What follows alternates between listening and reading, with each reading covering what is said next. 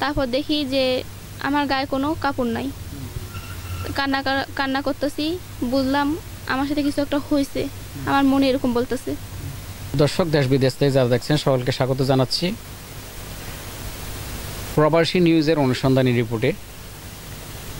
সমাজটা আসলে কিছু অসাধু ব্যক্তির কারণে নষ্ট হয়ে গেছে।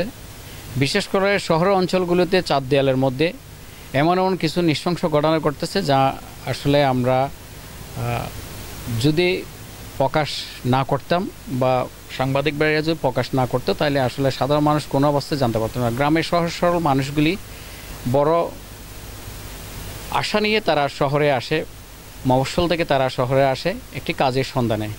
সেই কাজের সন্ধানের জন্য, সেই সোনার হরিণটি খুঁজে পাওয়ার জন্য তারা জীবনের সব কিছু বিলিয়ে দিয়ে, সব কিছু উজাড় করে দিয়ে চলে আসে বড় একটি আশা নিয়ে সেই শহরের পরিবেশে এসে কিছু সংখ্যক মানুষের তারা প্রতারণার শিকার হয়।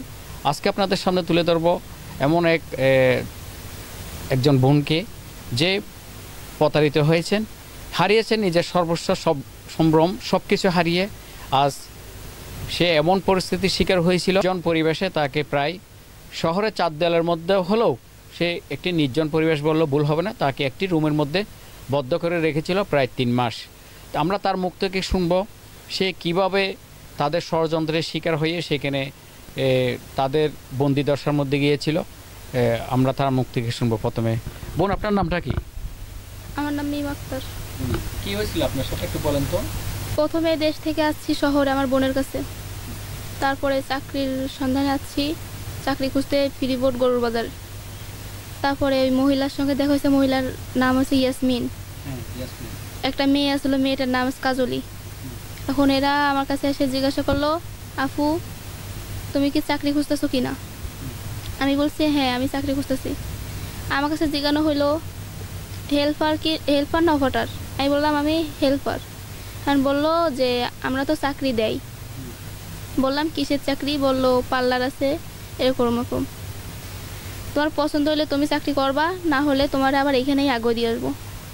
তারপরে চাকরির জন্য আসলাম, ভাবলাম যে তো মহিলা মানুষ, মহিলা আমার কি করে ক্ষতি করবে, এরা বিশ্বাস করে আসছি তাদের কাছে। তারপরে আমারে বসতে বললো, আমি বসলাম। বসার পরে আমারে খাবার দিল, তারপর আমি ঘুমাই গেছি। মানে খাবার খেয়ে ঘুমাই গেছেন? জি, খাবার খেয়ে ওই খাবার খেয়েই ঘুমাই গেছি আমি। তারপর আমার সন্ধ্যার সময় ডাকা হয়। তারপরে আমারে ওই মহিলা জড়ায় ধরে বললো যে চিন্তা করার কিছু নাই, এরকম তুমি যা ভাবতেছো এরকম কিছুই নাই, তো তোমার সাইডে আমরা আছি, এরকম বলার পরে তারপরও আমার মন মানতেছে না। তারপরে এরকম রাত্রে বললো যে তোমারে এখন যাইও না। আমি বলছি আমি এখন বাসায় যাব। তারপর দেখি যে আমার ওই যে কাগজ নিয়ে আমি চাকরি খুঁজে গেছি, কাগজও নাই, আমার পরিবারের ফোন নাম্বারও নাই, মোবাইলও নাই, সব কিছু সারিয়ে রাখছে। আমি খুঁজতেছি। এখন আমার বললো তুমি কি খুঁজতেছো? এখন আমি বললাম কয় এটা তো এখানে আসলো না। তারপরে আমি বুঝলাম যে এনারা সারিয়ে রাখছে, আমার সাথে প্রতারণা করা হচ্ছে। তারপর আমি আটকে গেছি তাদের কাছে। রাত্রে ওনার স্বামীর কাছে যাইতে বললো, আমি না স্বীকার গেছি প্রথমে।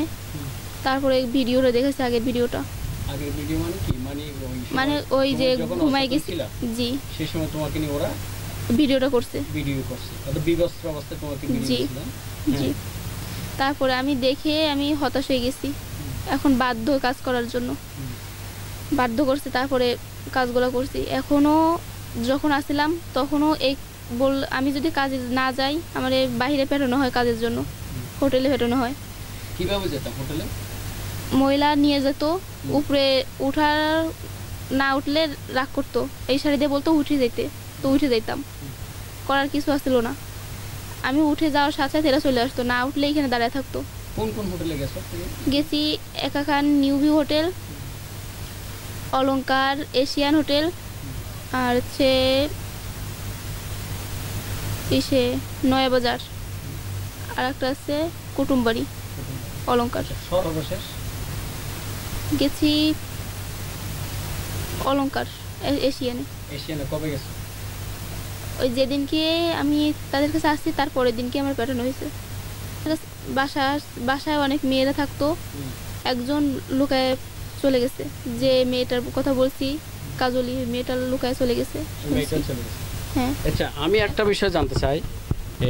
বিষয়টা হচ্ছে তার বাসায় কি পুরুষ লোকজন যেত তোমাদেরকে যে মানে অসামাজিক কার্যক্রম যে বাধ্য করতো, এটা কি বাইরে নিয়ে নাকি বাসায় বিভিন্ন হোটেলে? না, বাসায় হয়তো তার স্বামীর সঙ্গে জোর করতো, আর বাহিরে যেতেও হতো।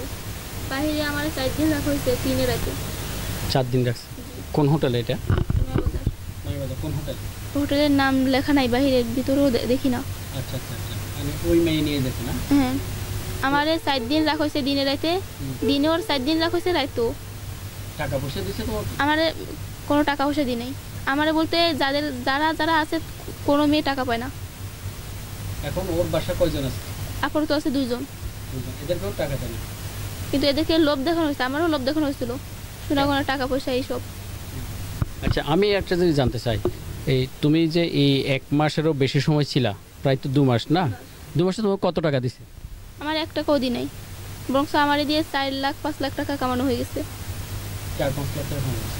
ওরা একজন তো কত টাকা নিত জানতা? কখনো কারো জিজ্ঞেস করো নাই কত টাকা দেয় এটা? তারপর এমনি খাবার দাবার দিত না? হ্যাঁ, খাবার দাবার দিত। এখন তুমি কি চাইতেছো বলো? আমি চাইতেছি এরা শাস্তি পাক। আচ্ছা, তোমার সাথে যে ঘটনাটা ঘটছে এটা নিয়ে শাস্তি পাক। জি, আর জানো কোনো মেয়েদেরকে নিয়ে যেন এইভাবে না করতে পারে এইসব কাজ। এখন তার কাছে তোমার কি কি আছে বলো? তার কাছে অর্থাৎ আমার মোবাইল আছে, আর আমার পরিবারের ফোন নাম্বার, আর কিছু নাই। তোমার মোবাইলটা ওর কাছে? জি।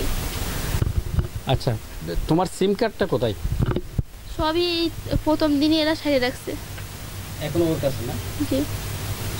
আর তোমার অশ্লীল ভিডিওগুলি তার কাছে রয়ে গেছে? হ্যাঁ, তার স্বামীর মোবাইলে। তার স্বামীর মোবাইল? তার স্বামীর নাম কি? বিল্লাল। কি করে ও? ও মিশুক গাড়ি চালায়। কোন জায়গায়? মানে কোন রোডে চালায়? এই সরেফরা রোড আছে, ওই কলকা সিএনজি রোড, তারপর ওই মানে বড় রোড, এরকম ঘুরে ফিরে চালায় আর কি। তো কিভাবে পালিয়ে আসছো বলো তো একটু? আমার নয়াবাজার পাঠানো হয় হোটেলে, তো ওইখান থেকে সরেফরার মুখ থেকে আমি পলায় গেছি গাড়িতে করে। গাড়ি ভাড়া আসলে ওইখান থেকে লুকায় চলে গেছি। তারপরে আমার কল দেয়, আমি কল রিসিভ করি নাই। তারপরে না পরে রিসিভ করছি, অনেক রাগারাগি করছে আমারে, বললাম যে আমার জীবনটা এরা বরবাদ করে দিছে।